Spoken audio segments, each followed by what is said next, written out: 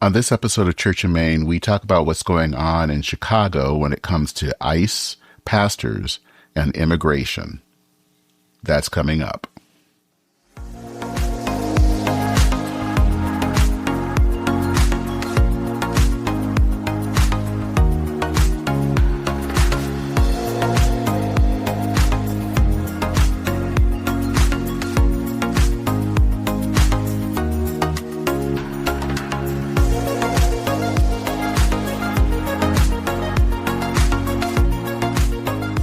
Hello, and welcome to Church in Maine, a podcast for people interested in the intersection of faith, politics, and culture. I'm Dennis Sanders, your host. My guest today is Quincy Worthington. He's the pastor of Highland Park Presbyterian Church in Highland Park, Illinois, a suburb just north of Chicago. We're going to be talking about the protests taking place at the Broadview facility. And what's happening with immigration enforcement in Chicago, and really about how this is a harbinger for what might be happening or what might happen in other major cities. This is an important conversation. I also hope that you will stick around. I will have some words to say after the conversation. But for right now, here is my conversation with Quincy Worthington.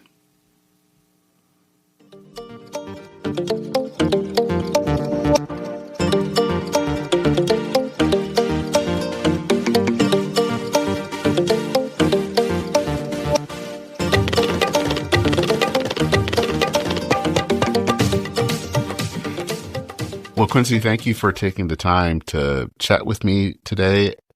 I wanted to actually start by learning a little bit about who you are and also about your congregation. So know a little bit about your faith journey and then also about Highland Park Presbyterian. Yeah. Okay. So my name's Quincy. I'm a Scorpio. I like long walks on the beach. No. Let's see. I turned 45 yesterday, so yesterday Happy was my birthday. birthday.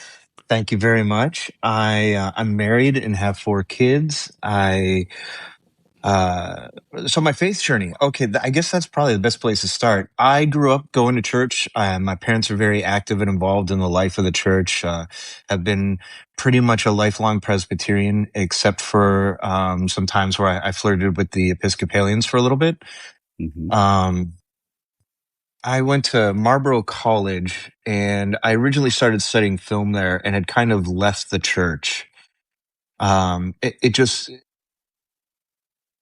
kind of had ceased to feel relevant to me, and there were a lot of questions I had that I didn't feel like the greater church was addressing. And I grew up going to a place called the Chautauqua Institution in Chautauqua, New York. And when I was 19, I was there. The director of the Department of Religion had taken me under his wing and had made sure that I attended, and I was actually working the lectures of at the time, the Episcopal Bishop of Newark, a man by the name of John Shelby Spong, who passed away a few years ago. And he got up and gave these series of lectures where he was addressing the very concerns and questions I had. And I thought, if a bishop in the Episcopal Church can be asking these questions, and there's a place for him in the church, then maybe there's a place for me too. And so when I went back to college, I started studying a lot of political theory because they were reading Aquinas and Spinoza, and kind of classic political theory connects tightly in with theology, and then studying theology to the point where we had to write an undergraduate thesis in order to graduate. The school was very geared towards sending people to graduate studies. So I ended up doing mine on whether or not religion could still be used as a positive change in society, like whether we can still be a social force for good. And at the time, I was debating then whether or not I was going to go to law school and study constitutional law, which had become an interest, or if I was going to go on and do further studies in theology with the hopes of getting a PhD in theology and becoming a professor. And I made the decision to go to go to seminary. And so I enrolled at Union Presbyterian Seminary in Richmond, Virginia. At the time, it was called Union Theological Seminary. And so we always joked that they took the theology out of the seminary while we were there, which isn't true, but it just made a funny joke.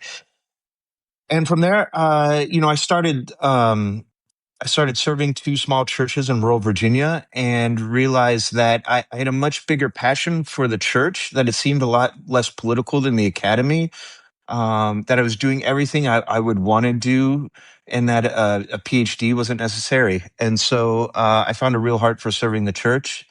And so graduated from there and became the installed pastor there. So I graduated in 2009 and was ordained in 2010, and then served churches in Ohio. And then I was in Indiana for 8 years. And now I've been at Highland Park Presbyterian for, uh, 3.5 years at this point. And what is Highland Park like? Highland Park is, it's interesting. Shortly after I got here, we had a mass shooting on 4th of July. And so I've Hmm. never experienced the congregation or the town really outside of that experience. But it's a very tight knit community. It's about 60% Jewish. Our church, like all churches, maybe not all churches, but like a lot of mainline churches, has been struggling in recent years. Hmm. Kind of bouncing back from the pandemic with numbers. We're a little bit smaller than we used to be, but the church generally is leans. I think leans fairly progressive. We do have some conservative members, but they really view themselves as a community church, and that my role is to be a community minister, which is why I really like it here. They've been very supportive of any work I've done outside of the walls of the church. And, we're kind of, we're finding our way together and exploring what it means to live out scripture in daily life, and Hmm. what it means to be a good neighbor, and what it means to be people of faith here. And I sometimes describe it as the island of misfit toys, because we've got a bunch of characters, but they are some of the most loving, kind, faithful people that I've ever had the pleasure of working with. Mm.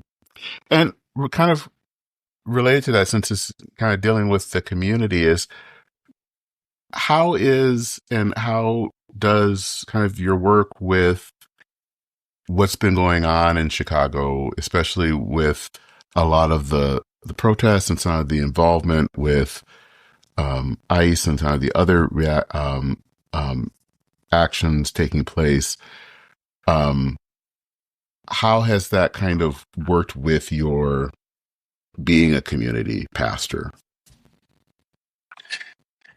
Yeah, I mean, it's interesting. A lot of people want to think that on the North Shore of Chicago, you have a lot of insular communities that are kind of, and it is a bit of a bubble here.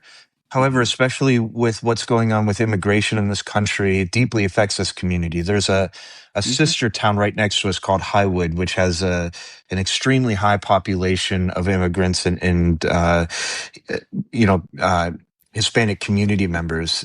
And Hmm. there have been real tight relationships formed between people. And so there's been a great deal of concern about what's going on here. And when I kind of came out to my church about what was going on, partly because there was going to be a Chicago Tribune article that featured me, so I kind of had to get the cat out of the bag. Um, the church has been overwhelmingly supportive of it. I mean, there are a few members who um, are more conservative politically and don't necessarily agree with what I'm doing, but I think the main concern isn't so much where we fall on any level of how immigration laws are or why immigration laws are enforced, or what immigration laws we have, which is a decent argument to have. For me, I've always framed it to them in the way I view it is it's about basic human rights. Um, it's a humanitarian crisis. It's my argument isn't so much with the laws. I mean, I have arguments with them, but my main argument right now is with how those laws are enforced and how we're treating Hmm. people. And I think people know that I hope people know that the way in which I'm responding and encouraging others to respond is out of a stance of faith and about where Christ would want us and Hmm. how Christ would want us to respond to this. And I think a lot of people understand that. And they're very supportive and encouraging and helpful uh, in the work I'm doing, but have also started doing their own ministries around it, which has been beautiful to watch. Yeah, I think one of the things, at least looking at it from afar here in Minnesota, is you can have differing opinions on immigration policy. I think it's not really the what as much as it is the how. It's how this is being done, and how it's being done is quite disturbing. And I think that is a problem. And I think that it's hard for anyone, especially at least from my standpoint, that is a believer, to not look at this and not feel that there's something wrong here, or at least that how this is being carried out is not just. Right. Right. And I try and remind people of that. I think the protests themselves and how the protesters, how we've been treated, has taken the spotlight because of the spectacle of it, because it's something you can see out in the open. And I keep Hmm. trying to tell people, if they're treating clergy and members of the press and peaceful protesters this way out in the open in the middle of daylight with cameras on them, what does that say Hmm. about how they're treating the people who are detained in that facility? What is Yeah. that saying about the people they're picking up and throwing in these vans? And to keep bringing us back to why the protests are happening and why they're there. And that's because it, it, everything I've heard, it's one of the most dehumanizing projects I've heard of the United States taking on in years. And to keep people focused on this is about basic human rights. Hmm. Well, can we talk a little bit? What is the Broadview facility? Where is it located? And because I think in reading the article that I read in Presbyterian Outlook, at least how it's been described is not how it's really being used. It's being Correct. used in ways that it's far more harsher, it sounds like. Yeah. So I think its official title is a Broadview Processing Center. It's located at 1930 Beach Street in Broadview, Illinois, which is a Hmm. town just west of the city. It's actually located right between O'Hare and Midway airports. Okay. Um, the reason why it's called a processing facility is because some years ago, Illinois passed a law that we're not allowed to have detention centers in the state of Illinois. And the law Hmm. states that that means that people are allowed to be processed through there before being deported. So the main goal was, the objective was, if they apprehended somebody who was here illegally, that they'd be taken to Broadview, processed through there within 12 hours. And then from there, either move to another facility where they could be detained out of state, or they would then be deported, to their home country. So the facility is not set up to hold people um, even short term, and by Illinois state laws, not allowed to hold people there. But we have reports of people who've been there for weeks on end, and I have seen people come in on one Friday and leave the next Friday. And so what that means is that I don't know if this has changed now, but as of a few weeks ago, there weren't any beds there. People were sleeping on floors.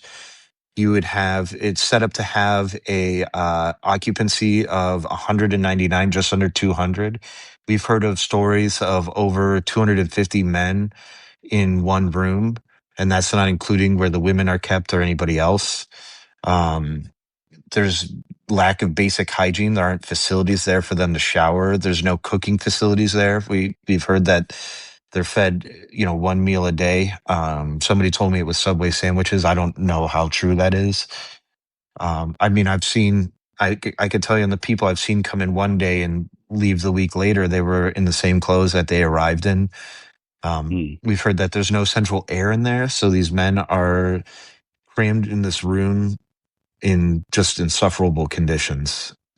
And most of that, we're getting from people who have either finally been deported and have called back to their family, and their families told us about it, or from protesters who've been arrested outside the facility for peacefully protesting and brought inside, and their experiences in there. Has there been experiences where, and I probably should preface this to say that this doesn't excuse anything, but where, because I've always heard these stories where people who have been citizens end up getting caught in these sweeps just because, of course, they either speak Spanish or they look, because they're brown or whatever. I mean, has that been the case and they end up in Broadview and all of that? I mean, has that happened as well? Yeah, we've heard of several cases of that. I think the last number I heard was over 130 United States citizens have been detained, some abducted right off the street. Mm-hmm. It's interesting. I saw an interview with Greg Bovino where the interviewer was saying, "What if somebody is brown and speaks Spanish, and you guys come up to detain them?" And he said, "Well, if they're here as legal immigrants, they need to have their immigration papers on them." And the interviewer said, "Well, what if they're United States citizens? Do they need to have papers on them then?" And he said, "No, there's no law requiring them to be United States citizens." So, well, or to carry papers, like we don't have to carry our passport as U.S. citizens. And he said, "So what happens if somebody says I'm an American citizen and therefore they don't have papers on them?" And there was just a bunch of, he said, "Well, they should have their papers on them." So, well, you don't have to have your papers if you're a United States citizen. So they're in the situation where if they're not an immigrant, if they're not here through the immigration process and they're a United States citizen, they are not legally required to carry anything that proves their citizenship. But if ICE stops them and they can't prove their United States citizenship, then they're abducted and taken into the facility until they can somehow prove they're United States citizens. Hmm. So it's a big catch-22 of like, what are these people supposed to do? It's awful. So, I mean, what is that kind of, I mean, with all of this that has been going on, and, and I think one of the things that many of us have heard is the case of the apartment building a while back in Chicago, and the story of the Black Hawk helicopters and all that. And I think there were stories of zip ties, and I mean, it was just horrific stories. I mean, what has life been like in Chicago for people, especially in immigrant communities, having to kind of live like this? Yeah, people are really scared. Um, I know of churches and organizations who are collecting food and delivering it to families because they're too afraid to leave their houses. Um, we the stores in those communities, the foot traffic to them is way down. It's hard to find people to work jobs. People are not going to work. Kids are staying home from school. People aren't going to medical appointments they need to go to. So there's there's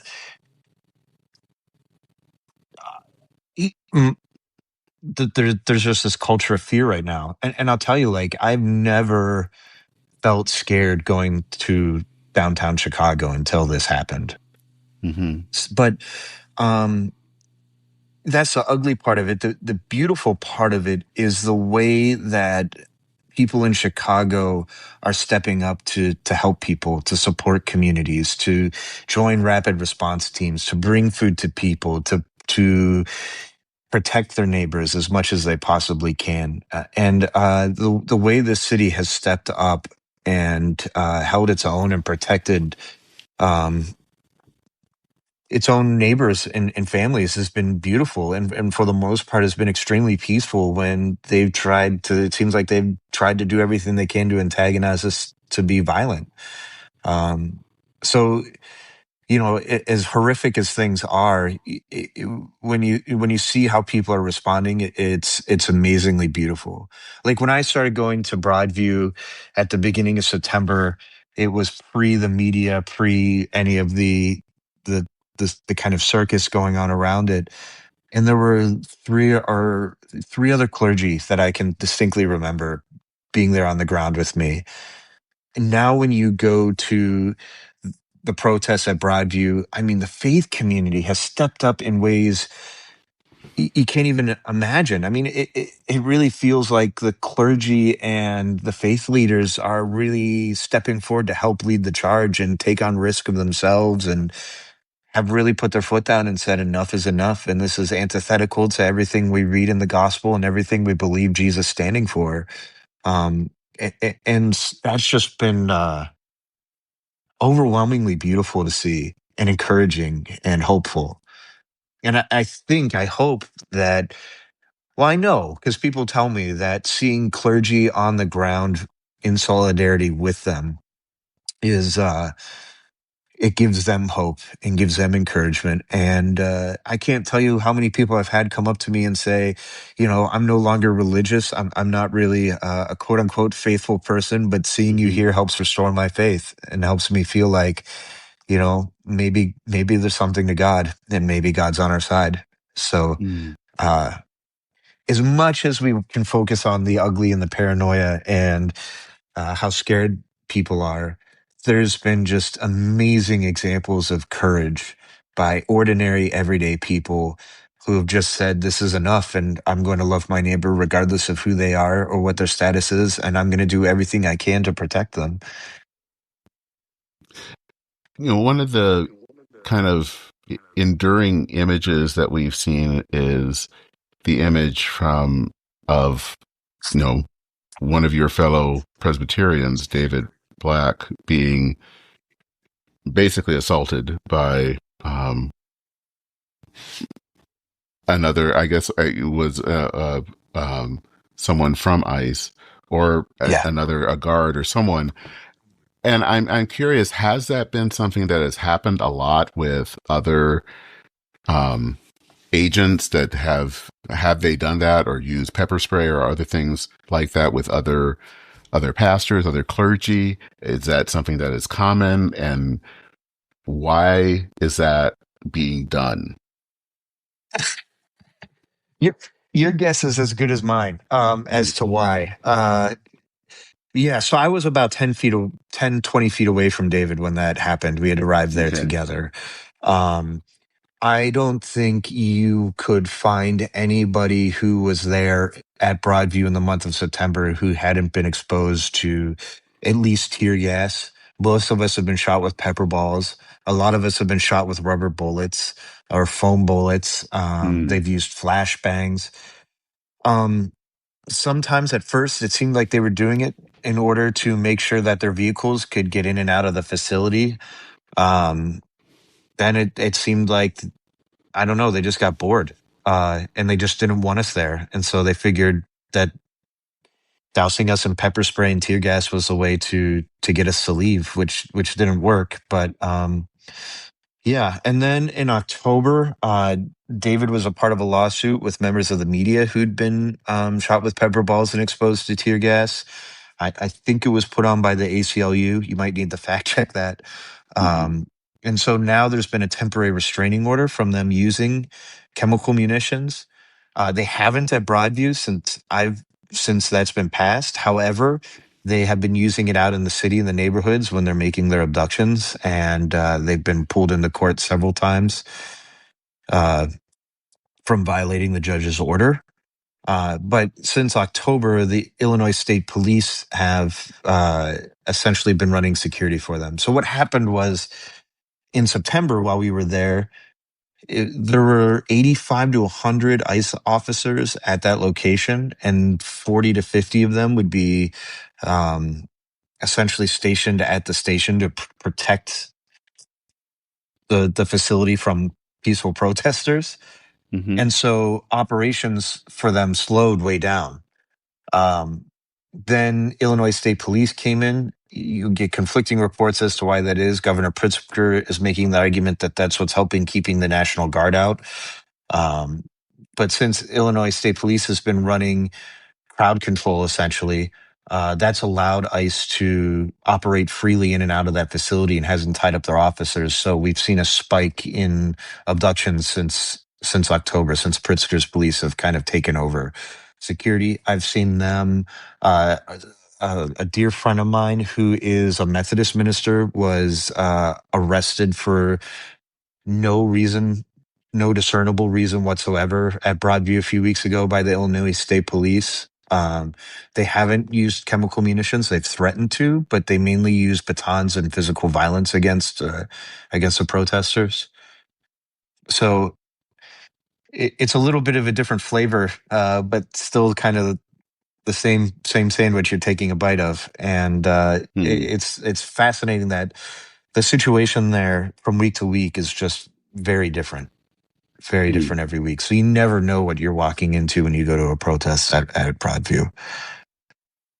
Hmm.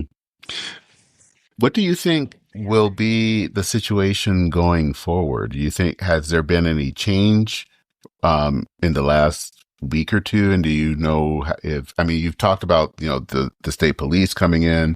Do you see any changes moving forward? Mm, this is all speculation, but if evidence bears it out, I think the more pressure gets put on ICE and Border Patrol, the more they've been ramping up operations. And so, with Bovino being pulled into court this week, we're kind of fully expecting to see operations ramp up even harsher, more violent as they attempt to punish the city, is what it feels like Hmm. for protecting their own. I can't help but speculate that if what the Trump administration is trying to do is to essentially test out tactics on Chicago and then try and find other cities in order to elicit a response that they feel will give them enough ammunition to enact the Insurrection Act and release the National Guard. So one of the arguments I've had with people in the Pritzker administration is it's not a matter of if the National Guard gets deployed, it's a matter of when. And when that happens, I have no idea what that's going to look like or what's going to happen. Like I said, the situation here changes at Broadview every week, in the city almost day by day. And so I've kind of given up trying to figure out what to expect or what to anticipate. And you kind of just have to take one day at a time and one moment at a time. Well, you already answered the question I was going to ask is if this is if what's happening in Chicago is a test run for other cities. Um, that was actually, last week, actually, Christina was here in, the Twin Cities. Um, and so there were protests here. And so there's always chatter of, when that will happen here. Um, and I have no idea if it will. It probably will at some point, but so you're always kind of wondering when the other shoe will drop. Right. And I think that's a thing that people need to be aware of, is that they need to prepare as if this is going to happen, because the odds are it most likely will. I mean, I never thought I would live to see something like this in my lifetime in a city that I lived in. And it's abhorrent, there's no other way to put it. It's infuriating and heartbreaking and abhorrent. So how do you, let's kind of look at this actually from a spiritual standpoint. How do you help or kind of keep yourself sane spiritually? I mean, what spiritual practices do you do to kind of help yourself in these times? And that has to be an important question to ask in this. Yeah. Yeah. One is like, when this first started ramping up, I've always had a heart for theology. I Mhm. think theology is kind of what led me to the Bible and not the other way around. We can discuss whether or not that's a good idea. But so, like, one of the questions I had was like, man, there have got to be theologians that have lived through this before, or something similar, right? And how are they writing about it? How are they talking about it? And the obvious answer is to turn to somebody like Dietrich Bonhoeffer, right? Who's just a powerhouse. And I actually just took it off, but I have a sweatshirt I was wearing today that a friend got me for my birthday that said, Bart is my homeboy, and it's got a picture of Karl Barth on it. And those two guys, their theology and Hmm. Tillich and Niebuhr, like their theology is all coming out of this kind of era. And, Niebuhr and Tillich well, Niebuhr, Tillich, and Barth all spill into the civil rights movement and Hmm. are huge influences on Dr. King's thinking, right? So reading that, like reading Bonhoeffer now, I'm kind of slowly working my way back through the cost of discipleship. Um, Reading him now after experiencing what I've experienced, he just hits so much harder. And it just resonates so much deeper with me and fills me with such hope and faith. Um, I've obviously I, it's funny. I was talking to David actually the other night, and that's another thing I do is I talk to other clergy who are going through this with me, and we support each other and rely on each other and pray for each other, and that's been huge.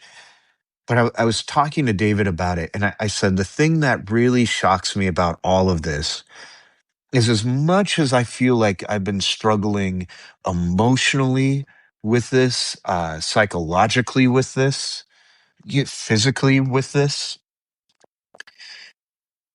my faith has never been stronger. And I find myself being so much more deeply rooted in scripture. And my prayer life has become so much richer because of what's going on. Uh, like I've really developed an absolute dependence on God. And it's been incredible. And at the beginning of this, when things were really bad and we were really being brutalized by ICE at Broadview, it was shortly after Charlie Kirk had been assassinated. And I was thinking about that. And I thought, if I were to be killed, there would be some talk about it. In a few years, people would kind of remember me. In about 10 to 20 years, most people besides my very close friends and family would forget about me. And then within a generation, I'd essentially be gone. And like in the grand scheme of things, my life doesn't really mean much, right? Which can sound kind of depressing and nihilistic. But I thought, if my life doesn't mean much, then what if I just put everything into God's hands and do what I think God wants to do for my life, despite the risk? And in that way, at least my life means something to me and might make some difference in this world before I die. Not so I matter, but so the world is better and reflects more of God's kingdom. And then I read in Bonhoeffer where he said, every call from Christ is a call to die. And it might not be a physical death, but it's a death to your own wants, your own desires, your own dreams in life, to leave all that behind to follow Christ.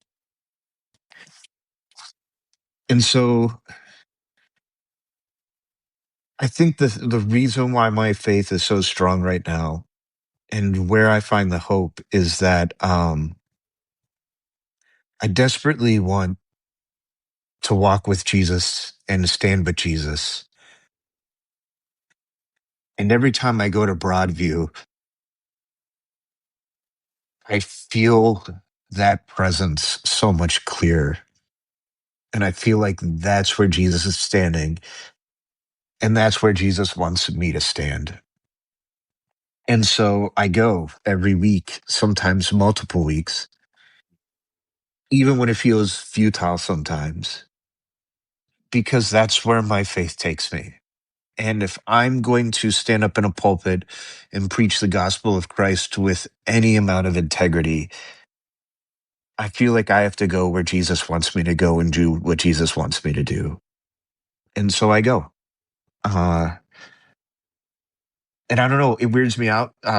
Some people call me brave. I think I'm incredibly stupid because I didn't really calculate the risks while going. I just kind of went there and then was like, oh no, this is bad. And then kept going back for some reason. But I'm just some guy, and like I'm not a brave person. I'm not a particularly courageous person. You can ask my mother. I've never enjoyed being hurt or getting hurt, and I've tried to avoid it at all costs for most of my life. But I just want to follow Jesus, and I just want to live how he wants me to live. And I think up until now, the idea of suffering for your faith or picking up your cross and following him, or the potential that you might die because of your Christian conviction. I mean, it's always sounded good in theory and something I could agree on in theory, but as a middle class straight white man in America, that's always kind of just been a theoretical question that I could kind of sign on to and then applaud the people that really live out that risk because there wasn't much threat to me. Um, that's changed now. And like there's something about knowing that you're willing to die for your faith or to risk your safety for what you feel Christ is calling you to do, that I don't know, it might sound sick or sadistic or masochistic maybe, but there's something really fulfilling about it. And to know that, like, Jesus doesn't theoretically lay claim to my heart and my life. He does in a very real sense. And I don't know. I mean, I hope that inspires others to walk the walk too, and to find hope in that. Our faith really does make a difference. It really does change lives. It really does call us into something better that's worth fighting for. And so I feel like we've been handed a choice about what kind of world we want to live in. We can either support the empire, or we can try and build God's kingdom. And unfortunately, ever since Christ was born into this world, empire and God's kingdom have seemed to been at odds with each other. And I choose God's kingdom, where people are humanized, and people are loved, and people are treated with grace and basic respect. Even people who've broken the law, even people who uh, may have crossed some imaginary border that we put on the ground. Um, these are civil misdemeanors. They're not even criminal charges. So when people say these people are criminals, that's legally wrong. But even if they were, um, we have a man with 34 felonies sitting in the White House right now. You know, and I wouldn't want him to be locked up in Broadview either. The conditions are that bad. I wouldn't wish that upon anybody. And I think the question we have to face now as a country and as people of faith is, are we going to allow people to be dehumanized and treated worse than cattle in this country by our own government in our name? A- And for me as a Christian and as an American, the answer to that is no. I don't want that for this country. I don't want to live in that country. I don't want my kids to grow up in that country. And so we fight for God's kingdom. What do you think that the church should be doing moving forward? I think at very minimum, what the church needs to do is speak up very loudly, very clearly, and very plainly, and denounce Christian nationalism, and show people that there is a different version of Christianity that is far closer to what Christ intended with the Gospels. I think that's the first thing the church needs to do, is to stand up and say, not in my name. When you watch these videos that the Department of Homeland Security put out of that raid on that apartment building in the South Side, they ended it by quoting scripture, which is one of the most abhorrent and egregious uses of scripture I've ever seen in my entire life. To use scripture uh, to promote domination and dehumanization of people, it is about the most antithetical thing to Christianity that I can possibly imagine. And so I think we need to be very clear and speak up very loudly and not mince our words that um, scripture is not to be used that way, and that Christians do not behave and support that kind of activity. From there, I think that depending on where in the country you are, there's going to be plenty of opportunities to get involved. If you're in the Chicago area, I would say help support rapid response teams. There are several places to donate to legal funds and to places that are trying to support immigrants who are scared right now. So there are plenty of organizations to get sewn into that. If you want to hit me up, I will give you the name of a few I know that are very, very good at that. If you are in other places in the country where maybe this isn't affecting you directly, but you want to get involved, I think you can also support those organizations. I've never been one to downplay the power of prayer. I don't think we can rely on prayer alone, but I know from people praying for me and letting me know that it personally means the world to me. And I think God hears those prayers, and we certainly feel them. So at minimum, pray.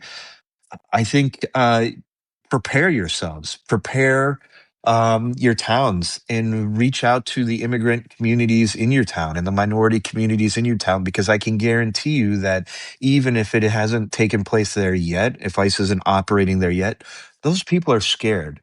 And they need to know that they have friends. They need to know that they have people who are looking out for them and caring for them and are there to support them. And so I would highly recommend reaching out to any immigrant or minority community in your area and seeing how you can build bridges and relationships with them now. So, if let's be honest, most mainline Protestant, especially Presbyterian churches, are, look more like me.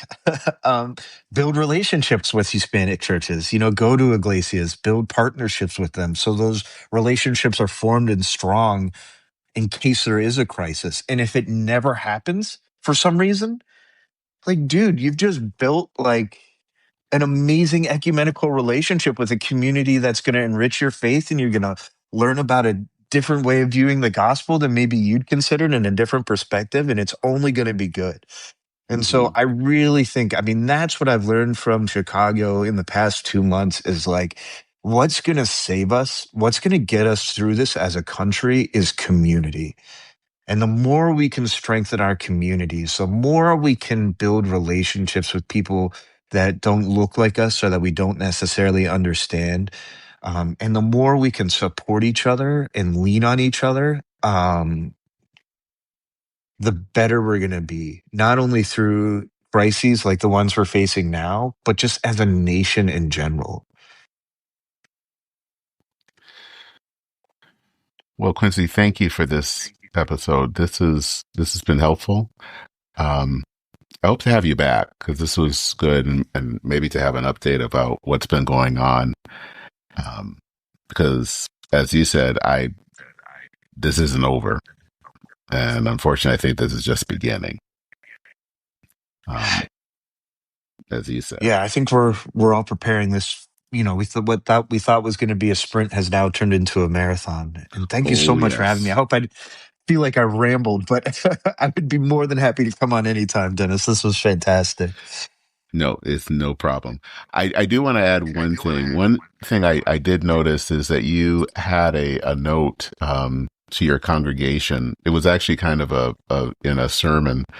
Um, and I think you wrote something kind of explaining why you were doing what you were doing, knowing that there were some in your congregation that may not always agree.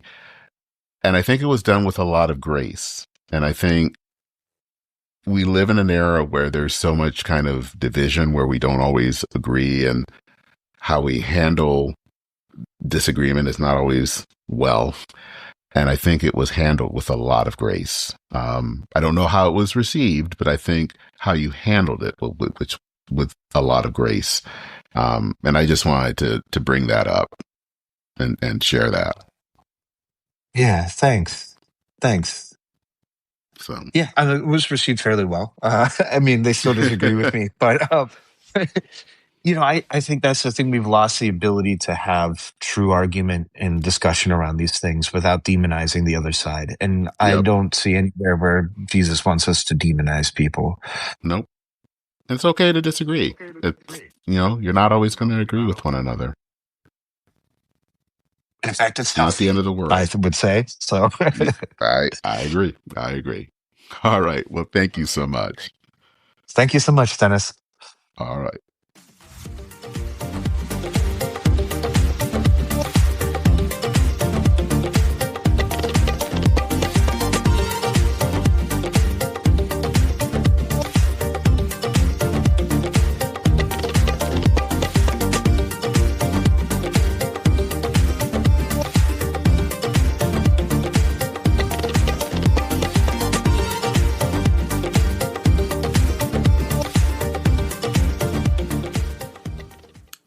So, one of my favorite podcasts to listen to is a podcast called Tangle. Maybe you've listened to it too.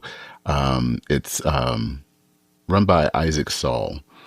He's a journalist, and if you haven't listened to it, you should. Uh, One of the things that he likes to do is he, along with other journalists, usually does things where he gathers things from different perspectives. Usually it's focusing on one issue, gathering things from different perspectives, and then he does something. Usually it's him, but it can be another journalist where it's his take on an issue. And this kind of this portion of the podcast for this episode is kind of my take on something. I don't always do this. I try to not do this. I want to let the guest really speak. And I used to do that a lot with in the past with solo episodes, and I haven't as much. And I really want to let guests kind of say more, but every so often I feel like I want to say something. And this is one of those times I do want to say something. And I think it's the thing is that immigration is a complex issue. I'm probably like a lot of Americans that I'm probably in the middle when it comes to immigration. I think that immigration is important to America. I'm one of those people that believe in that cliche that we're a nation of immigrants. But I also want to see the enforcement of immigration laws. I also want to see an immigration people. I also want to see our government kind of work out an immigration policy, which we have not had for quite some time. When it comes to enforcement, what matters is not the why, but it's the how. How it happens matters. And in my view, what's happening right now, what we're seeing in Chicago and in places like New York or in the Bay Area or in Los Angeles is bad. I think it's un-American, but I think more importantly, to me, it's un-Christian. Jason Micheli, who is a Methodist pastor, he was a recent guest on this podcast, wrote recently about the photo of Elian Gonzalez. And you remember that photo. The photo of Elian when he was very young, and he had that incredibly frightened look as an immigration officer points a gun at him and a family member. Micheli noted something about that photo. The official that was pointing that gun was not masked. We all saw that man's face. We all knew who he was. We may have not known his name, but we knew him. We saw him. Conservatives, rightly in my view, were upset at how Elian was treated. But as Jason notes, 25 years later, conservatives, for some reason, don't seem so fazed that now immigration agents, ICE agents, are now doing some of the same things, but they wear masks. And he's upset that because he believes that, as he says, quote, Christians should oppose the practice of masked law enforcement, unquote. And he says that this is a theological problem. It's a theological concern, even more than a political concern. It's not incidental that we all, whenever we, may say in our creeds, especially the Apostles' Creed, we name the villain. The villain is Pilate. We name the guy who sentences Jesus to death. And he says, continuing about our current context, quote, no matter the merits of their particular assignments, mass ICE agents embody a chilling paradox of the modern state. Power that insists on its lawfulness while concealing its actors. To be apprehended by someone whose face you cannot see is to experience the authority of the state without any human referent, to suffer shame and violence that cannot be named because it has no name. From the beginning, the Church held that naming such names was part and parcel with the gospel, unquote. What's happening right now in Chicago and in other parts of the country is that the people who are facing this are suffering in shame at the hands of the state. And the state is faceless. It has no name. That allows it to be a ghost, a spirit, something that cannot be held to account. There is nothing of God in law enforcement that has its face hidden. The whole intent is to instill fear. And that's what's happening now is not just happening to people who are here illegally. This is also happening to American citizens. ProPublica reports that at least 170 Americans have been held by immigration agents. There are more and more stories of immigration agents going after anyone who looks Latino, assuming that they must be undocumented. As Quincy noted in the interview, what's happening in Chicago is a template. This is a shakedown. This is a shakedown for what's going to happen in other cities in the very near future. A few weeks ago, Kristi Noem, who is the Secretary for Homeland Security, came to the Twin Cities where I live. That sparked protests. And it also sparked worries. Worries that what we see in Chicago was going to happen here soon. Now, we have no idea that is going to happen. But you could tell that there was a sense of fear that at any moment that could happen. As I've said, immigration is a complex issue. It's not easy. If it was, we would have solved it long ago. But what is happening currently with ICE in Chicago and in other cities isn't complex. It's wrong. It's a sin. And it's headed to your town next.